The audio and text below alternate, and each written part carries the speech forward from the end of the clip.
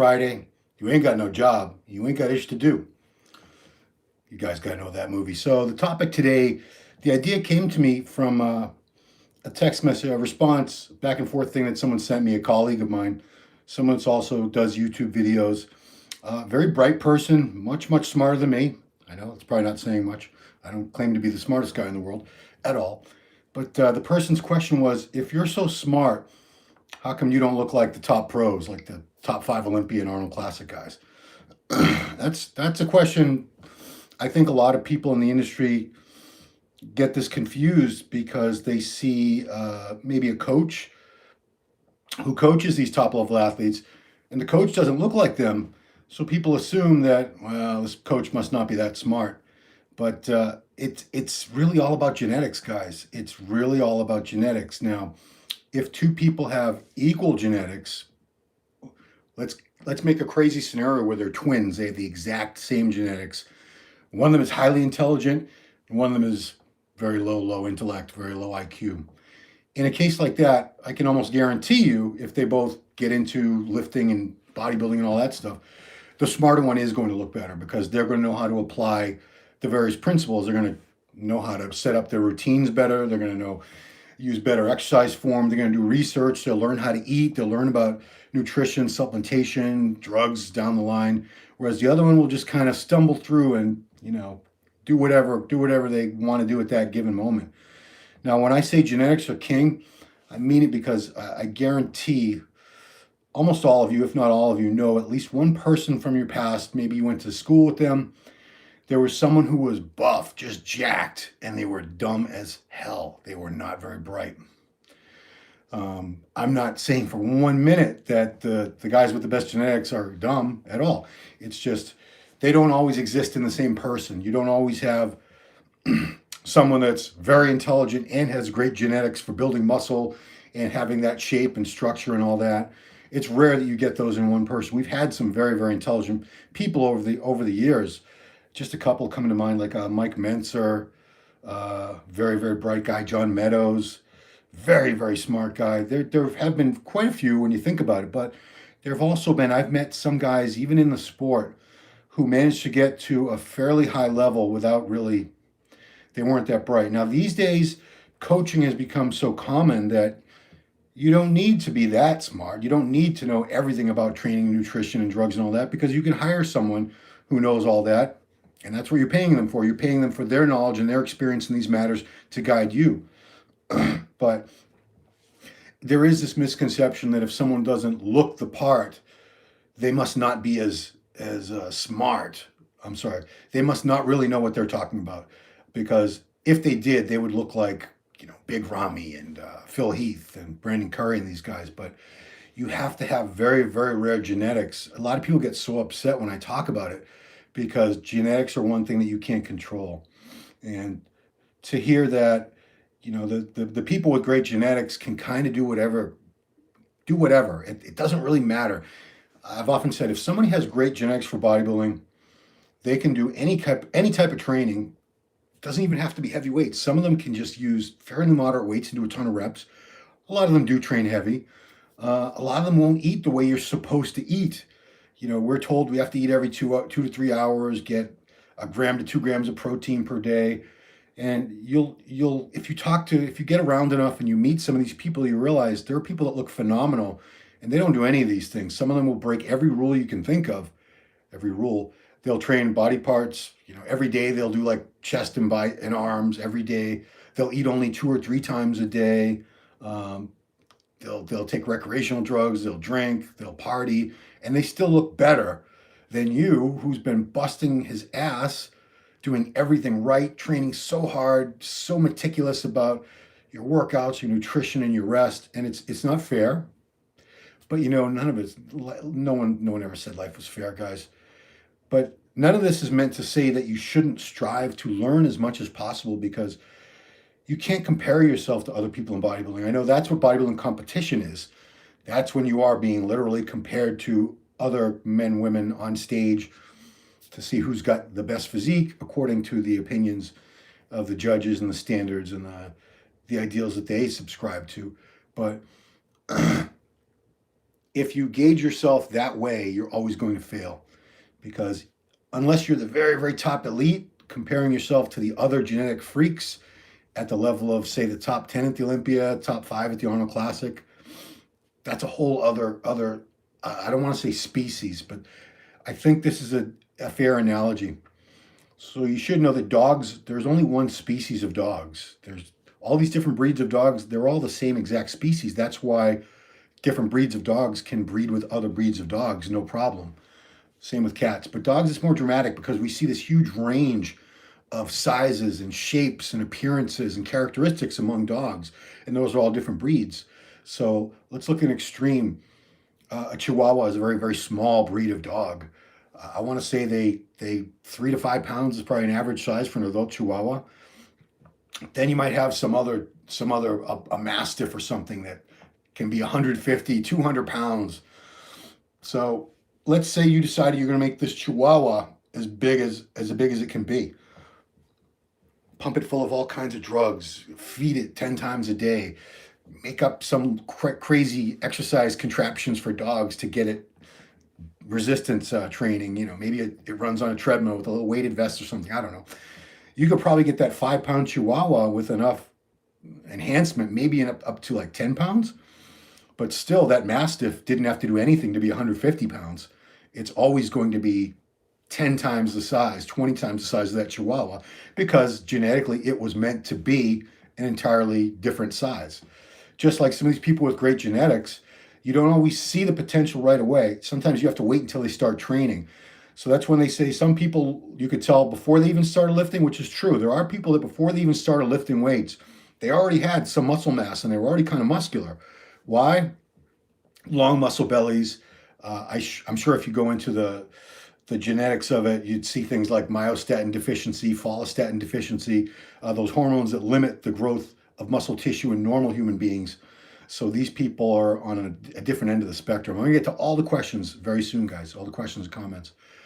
But you can't take someone who was meant to be very small, someone with a tiny little bone frame and short muscles. You could pump them full of all the drugs in the world. They could train their butt off. They could get all the rest. They could eat all the food in the world. They're never going to be as big as someone who had a big frame, long muscle bellies, and the potential for much more muscle mass. It's again, it's not fair, but you know what?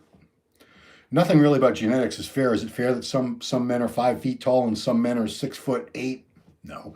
Is it fair that some people have to, diet like crazy and eat low calories and do a ton of cardio just so they don't have a gut, while other people can eat whatever they want and they walk around shredded? There are those people, and it's not fair, but it's just the luck of the draw, the genetic luck of the draw. I mean, there's like 7 or 8 billion human beings on this planet. There's so much genetic variation among us, guys. And in bodybuilding, we tend to forget that because we don't want to believe that we can't look like whoever our hero is. And I think we get confused at times because you'll hear. I remember a few years ago, Kai Green is a very inspirational guy. He's one of the greatest bodybuilders of this generation. Multi-Arnold Classic champion, multiple Mr. Olympia runner-up. But he sold people on this idea, and it's a good idea that you have to believe in yourself and you have to believe you can achieve your dreams. And that's absolutely true. But if anyone for a minute thinks that all the belief in the world is going to lead to them looking like Kai Green, they're going to be sorely disappointed somewhere down the line, because Kai was a genetic freak. Kai, as a teenager, was competing already at about 200 pounds ripped at 5'7" or 5'8", whatever he is. I guess he's 5'8". So, I definitely would not discourage people from going after their dreams and make the most of your potential, whatever that potential is. But understand that genetics are always going to be a very real factor. There's no sense crying about it or obsessing about it because there's nothing you can do to change it. You can't change your genetics. Drugs can certainly take you much further past your genetic potential without drugs, but they're never going to turn someone with average genetics into a Mr. Olympia top 10 guy or Arnold Classic top 5 or top 10 guy. You have to have very elite genetics to do that.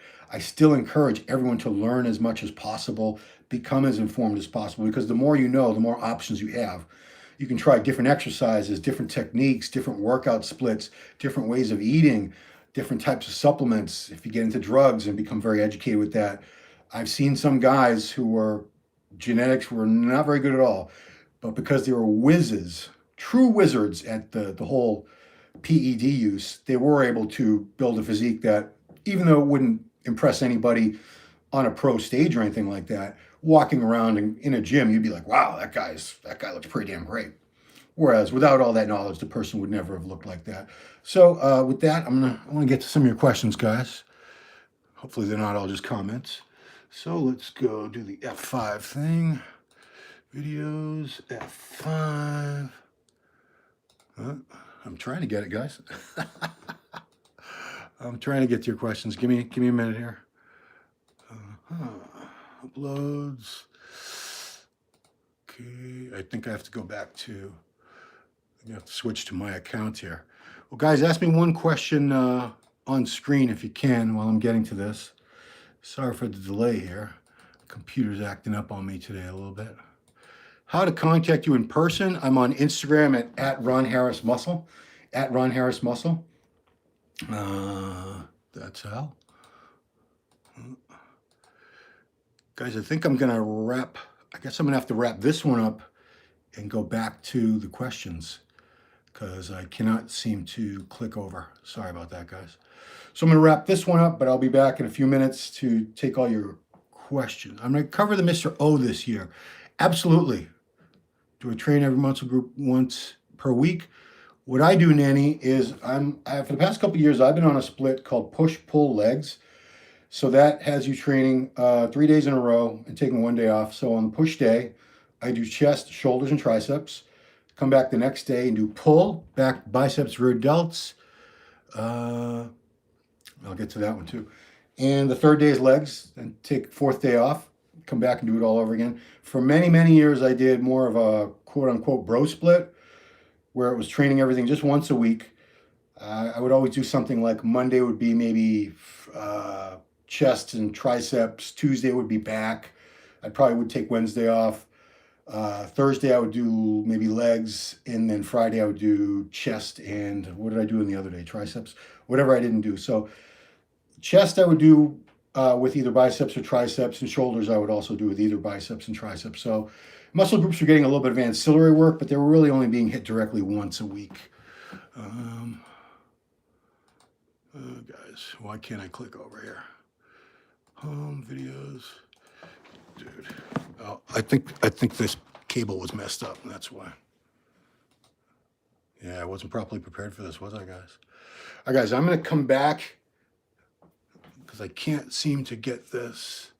This is not responding for me, and it's annoying. Oh, there we go. There we go. Okay, I think we got it, guys. I think we got it. Okay, so, all right, I think I got it, guys. Yep, we got it. All right, so going to the live chat now, guys. Sorry about that delay. So now I can get to all the questions. I did test SIP and DECA for 6 weeks. This is World Star Wrap. I did test SIP and DECA for 6 weeks. I've gained a lot clean bulk. Please, sir, tell me, can I increase the duration for another 4 weeks? And when it's the right time to do a PCT, it's my first cycle. Okay, so you've been on a cycle for 6 weeks. You know, typically cycles are longer. Typically people, to get the most out of a cycle, they want to stay on anywhere from 10 to 16 weeks. You know, I'm not a doctor. I'm not giving you a blessing, nor could I, because I'm not a doctor. But typically that's how long a cycle is, whether you're gaining, whether you're doing it for bulking or cutting or whatever. 6 weeks is a very short duration, and I'm not saying you wouldn't see the results, but especially with longer acting agents like tescipionate and especially decadurabolin, nandrolone and decronate, it's a longer acting drug. So you're probably not even really seeing and feeling the results for that until about 2 to 3 weeks in. So especially with DECA in the cycle, I'd want to be on the cycle longer. So you would probably want to be on it for anywhere from 10 to 16 weeks and then go on your PCT and stay off gear for about the same. I always believed in being off as long as I was on. So if my cycle was 12 weeks, as soon as it was over, and I didn't do a lot of PCT. I did very little PCT over the years. I would wait 12 weeks and then start up again. Next question. Look how big a bull gets by eating grass. Yeah, you know, some people, their genetics are so good that I'm not overly impressed when they get big and everything, because they were going to do that anyway, as long as they train. It's like, if a giraffe is tall, am I going to be like, wow, how'd you get so tall? The giraffe doesn't know how it got so tall. A gorilla didn't do anything special to be jacked and 500 pounds with this massive shoulders and back and glutes and quads. No, that's just the way they were meant to be. Hello, nice to meet you. Okay. Speaking of Kai, do you think he'll compete at the 2021 Olympia? Dude, that's like the $1 million question. I'm never going to get my hopes up with Kai again. I really wish he would compete at the Olympia, and especially he's getting older now. His age has always been kind of in debate, but most people agree he was born 1975, so that would make him 45 right now. He doesn't have a lot of time left. If he wants to get back on the Olympus stage and be at his best or even close to it, he better get moving. So please, Kai, think about it. How to build a bigger glutes? Well, that's easy. Big glutes, it's a genetic thing too. Don't get me wrong, because it's like with women. You'll see these bikini girls trying to build bigger glutes, and they build a little bit, but the ones that are huge like that, if they're real, not fake, I'm talking about, that's just all genetics. But squats, deep squats, all the way down past parallel with a wider stance, a little bit beyond shoulder width. Leg press with your feet higher up on the platform and a little further apart, pushing from the heels. And of course, you have those glute machines in the gym where you kick back. You kick the leg back. Glutes aren't that hard to build. You just have to put the time and effort in and go heavy. As heavy as you can for sets of 15 to 20 reps. They will grow. But I would say the number one exercise is deep squats. I mean, I built a massive butt. Not that I meant to, or it wasn't aesthetically pleasing, but it was probably from all the heavy squatting and heavy leg pressing that I did. How to contact you in person. I already said that. And no, I don't coach for free. Sorry, guys. How do you train every muscle group once per week? That's another, you have to try training muscle groups once a week and twice a week for a while each to really see where your best results are going to come from. Some people do need more recovery time for the muscle groups, and they should train a muscle only once a week. Other people, if they only train a muscle group once a week, they're not going to make the best gains they could. They'll be making a little progress, but they're losing some of those gains because too much time goes by. They're fully recovered, and then a few more days go by again until they train that muscle group. So they lost some of what they gained, because muscle gain is just an adaptation to the training. So that's what I would do. What way would you train if I want to get as big as possible with as few injuries as possible? I would keep my reps in a safer range. I would never do low reps, personally.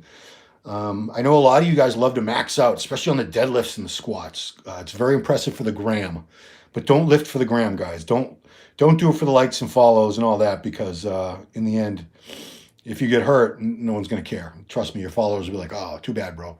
So upper body, I would always try to work. Once you're warmed up, I would work in the range of 8 to 12, maybe even 8 to 15, as high as 15 at times. Lower body, I wouldn't go lower than 8 reps. I would go as high as 15, 20 reps a lot of times, especially things like the leg press where you're supported and you don't have a bar on your back crushing you down. Higher reps, even deadlifts. A lot of people have found that higher rep deadlifts give them better results in terms of mass building than the low rep stuff. Low reps, they build strength. You're working more of your connective tissues and your nervous system. That's why if you ever watch the Olympics, when they do have the weightlifting on, you'll see people that they don't look very large, but they're doing things that you could never do, and pro bodybuilders could never do.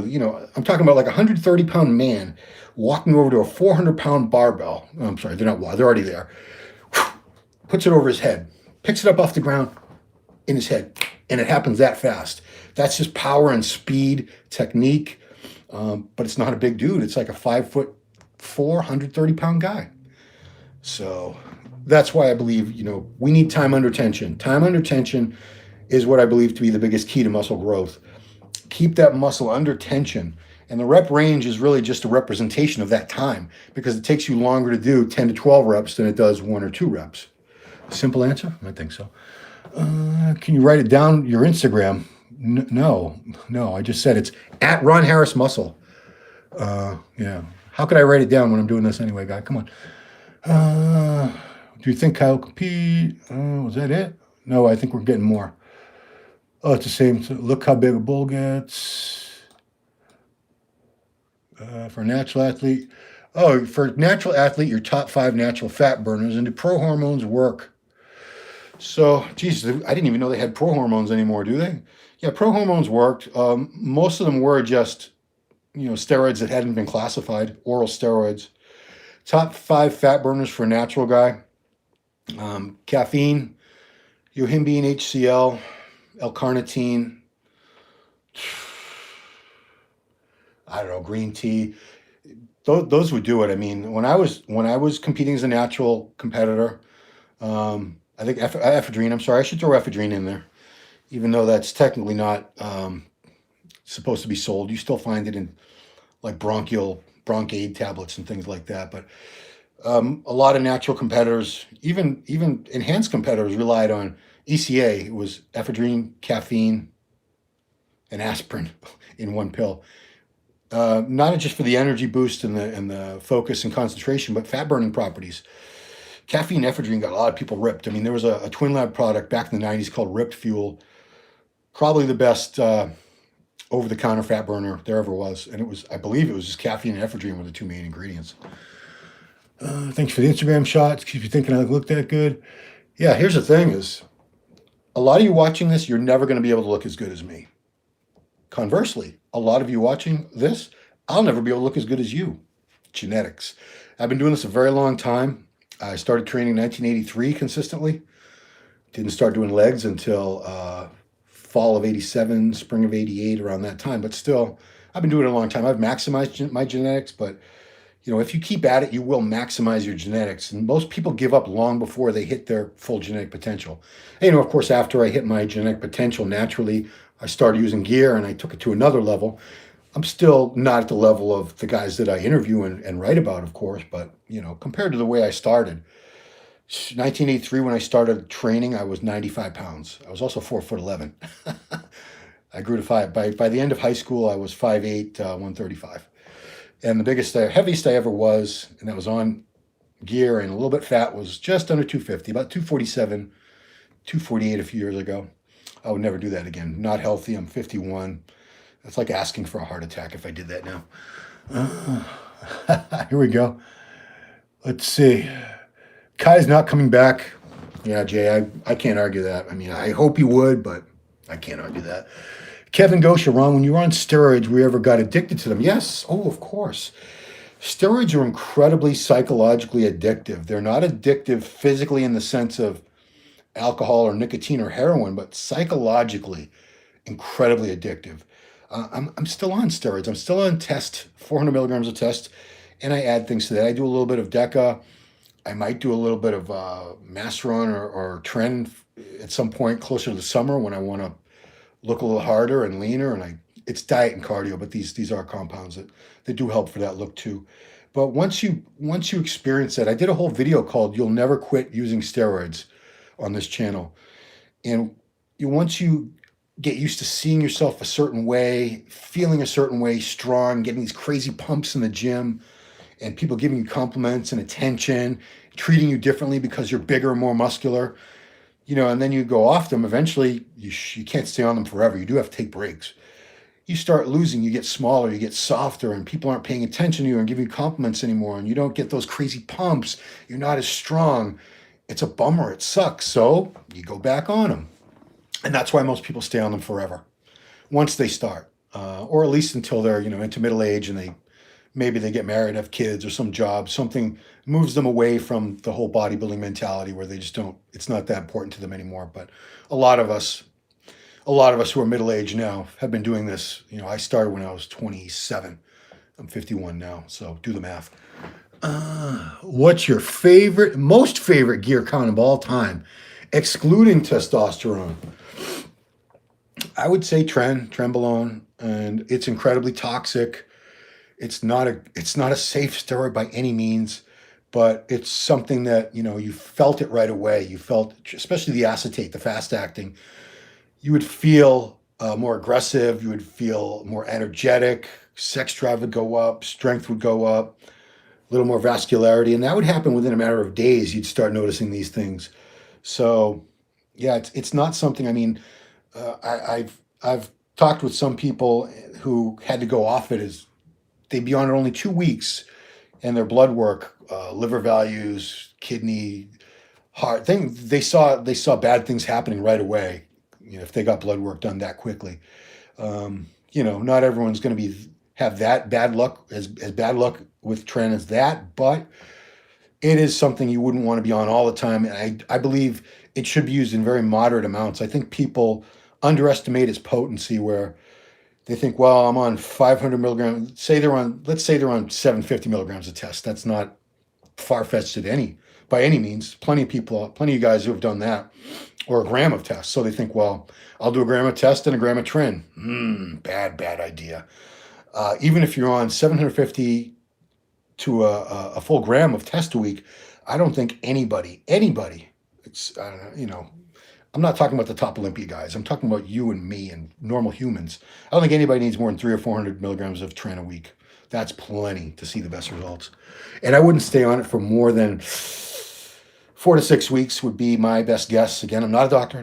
This is not medical advice, but that's about as long as I would feel comfortable. Me personally, I don't feel comfortable being on it more than 4 weeks, 6 weeks at the high end. It's your blood pressure goes up. It's powerful, but it's also very, very toxic. So you have to use it sparingly, and don't go overboard with tren, guys. Okay, is 200 milligrams, Juan John, is 200 milligrams sufficient? So he meant of test. Is 200 milligrams of test sufficient to maintain body completion post-contest, assuming diet and training recovery on point? Post-contest. So I'm not really sure what you're asking, but I think you're saying if you're on a cycle and you just go down to 200 milligrams after, is that enough to maintain everything after a contest? No, I mean, the way you look on a gram or 2 grams of gear, you're not going to be able to maintain that look on 200 milligrams of test. 200 milligrams of test is enough for almost every man to have normal to high normal testosterone levels. This is what they give as an actual therapeutic dose in TRT, testosterone replacement therapy. They only give you 100 to 200. At the high end, I've heard like 250. I haven't heard of too many guys who are legitimately going through a doctor for TRT getting more than 250 a week, because that's enough. But is that enough to maintain the same amount of mass and strength and the body composition? Of course not. If that were the case, then why would anybody use more? If it became widespread knowledge that 200 milligrams could have you looking the same as a full gram, there'd be no reason to spend the money and risk your health by taking more. But unfortunately, here's the thing about how much gains, because I get that question all the time. How much can I expect to keep? It's different for everybody. You're not going to, as long as you keep training and you keep eating well and resting, and I do recommend taking more rest, cut the training volume down and take more rest days when you're off gear versus on. You can maintain anywhere from, I want to say, you shouldn't lose more than half of what you gained. Some people will lose more than that. Some people keep more than that, but I'd say that's about average. So let's say that you put on 20 pounds over that's a lot of weight. But let's keep that crazy example. Let's say you put on 20 pounds on gear. You go off gear. You just go on to TRT. So let's say you do your PCT and then you go on to TRT. So you blasted and now you did your PCT and then you're cruising. You should be able to still hold on to about 10 of those pounds. You're probably going to lose 10 of those pounds. A lot of it is just water inside the muscle anyway. But, you shouldn't lose everything you gained. And that's a common misconception, is that you lose everything. You lose everything from steroids. Yeah, if you stop training, stop eating a lot of good food, and of course you're going to lose everything. And these really dramatic examples you see of guys who are huge and they're skinny, they stopped training. They didn't just stop the drugs. They quit everything. They said, I'm not even going to train anymore. I'm not going to eat. I'm going to eat once or twice a day. And, if you're still diligent about your training, get plenty of rest, you eat very well, take in a lot of good quality food, protein, carbs, healthy fats, you'll be able to maintain a lot of that. Not all of it, of course. That's a fantasy, but you wouldn't lose it all either. Next question. King Tut. What do I think about LWP? I'm sponsored by them right now, and the products are working well. You would have to DM them for more information. I'm not a salesman for them or anything like that. King Tut, yeah, he was a great pharaoh. The good old Ripped Fuel, yeah, Ripped Fuel was quite a product. Do I believe taking gear can be done safely? No. No, to use gear the way that we use it as bodybuilders in super physiological amounts. So, like when I talked about a doctor would only give you, if you were legitimately deficient in testosterone, all they would give you is 100 to 200 milligrams a week in test. They're not going to give you Deca and Tren, and yeah, Tren's not even a human drug. Winstrol, they're not going to give you all that. That's ridiculous. So, geez, what was the question? Yeah, can it be done safely? No, it's not safe. There's always chance. You're always taking a chance. It has adverse effects on the heart, the liver, the kidneys, plaque building up in the arteries, the heart growing. But you can manage your risk level by being smarter about it, using moderate amounts, not taking a lot more than you need. Just because you read, well, I heard you got to take a gram of test and a gram of Tren and a gram of Deca and a gram of EQ. And no, be very moderate. Use as little as you can to get the results that you want, and you'll never know that unless you start small and build gradually. That's why I tell everyone, do not start out taking these huge doses, because where do you go from there? You'll never know if less was going to work well for you. So you do all that, do cardio, regular cardio for your heart health, eat a lot of fruits and vegetables, antioxidants, take all those good supplements for your health, CoQ10, vitamin D, the fish oil. Geez, there's so many. I take a lot of health supplements, but doing all that, you're going to manage your risk. You're going to be taking less of a risk. I also believe you shouldn't be on steroids all the time. If you are at the point where your body doesn't make any more, you'd have to be on a TRT dose at the minimum all the time. But I would never, ever want to see anybody on a blast cycle indefinitely, because it's only going to be a matter of time if you're doing large amounts of steroids indefinitely before you have some serious health problems or even die. And yeah, it's not worth dying for, guys. Next question. Once you try, you buy. You are a pro? If that's a question, the answer is no, I'm not a pro. I've come close a few times, but no. Lamar Edwards, does Tren have post-injection pain like injectable Winstrol? I want to try Tren, but I'm wanting to get away with the least amount as possible. My body responds very well. That post-injection pain, it's not, I don't find it to be related to the compound you're using so much as the concentration and how much benzyl alcohol they put in it. Like, the worst post-injection pain I ever had was from using that T400. It's 400 milligrams of testosterone in every milliliter, right?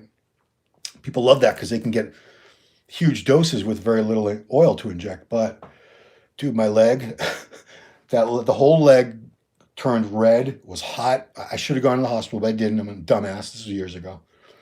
Oh, man. And then I had to help somebody move the next day with that leg. Oh, it was miserable. And it was raining. Oh, anyway, yeah, so I don't find it to be related to the compound itself so much. It's the concentration. Anything beyond probably 300 milligrams per mil, even 300 milligrams per milliliter, to dissolve that requires a lot of benzyl alcohol, and I believe that's what causes most of that pain that you're experiencing. Ron, would you agree that steroids in the 90s are more better than today's steroids? If you were getting anything anything you get from a pharmacy that was made in actual pharmaceutical facility is going to be more reliable. It was dosed properly. It's sterile. There's no bacteria or anything in it. So steroids were more pure and they were more potent back then. I'm sure there's plenty of underground stuff now that is potent, but you never know. You're still taking a chance. So in the 90s, they weren't using a lot of the underground stuff. They were getting mostly pharma gear. So in that sense, it was better. We certainly have a lot more varieties of steroids now, and you can get them in different concentrations.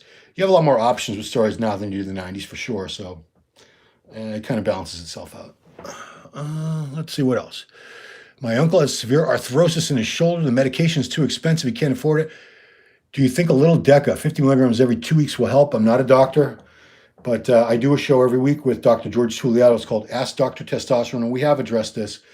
He believes in 50 milligrams each week, probably very, very beneficial for joint pain. I can't tell you for sure. You say arthrosis. Are you trying? I wonder if you mean arthritis. I don't even know. I've never even heard that word arthrosis. I have severe arthritis. I don't know what arthrosis is. Cardarine, Tutka, and Neck are a must in my book for, okay. Yeah, those are, Cardarine's a SARM, isn't it? Yeah. Tudka, I'm not even sure. Knack. All right, I got to stay in my lane, guys. I'm on 100 milligrams every 4 to 5 days. My level is 830. Yeah, I don't know. Okay, I'm going to look for a couple more. And if I don't see any more questions, guys, that's going to be it. Train every muscle group, way to train. I think Calc Pete. I think I got everything, guys. Yeah. Yeah, that's it. That'll do it, guys. That was our Friday afternoon chat. I hope you enjoyed it very much as I did anyway. Please have a safe, productive, relaxing weekend, whatever it is. Make the most of it, guys. Be well. Appreciate you guys watching so much. Please subscribe to the channel if you're not already. Nick or Blessing, says Lamar. Okay, this will be the last one. Right now, I'd probably go with Nick, just because I believe he has a more complete physique. I think Blessing, once he brings his legs up, especially his hamstrings, he's going to be very deadly. Right now, I do believe they still need more work. I think he has beautiful shape and structure, very full muscle bellies. Big Rummy will win. We're getting way ahead of schedule here. But if they're both in top condition, I would probably go with Nick out of those two. All right, guys, that's it. Thanks for watching. We're out.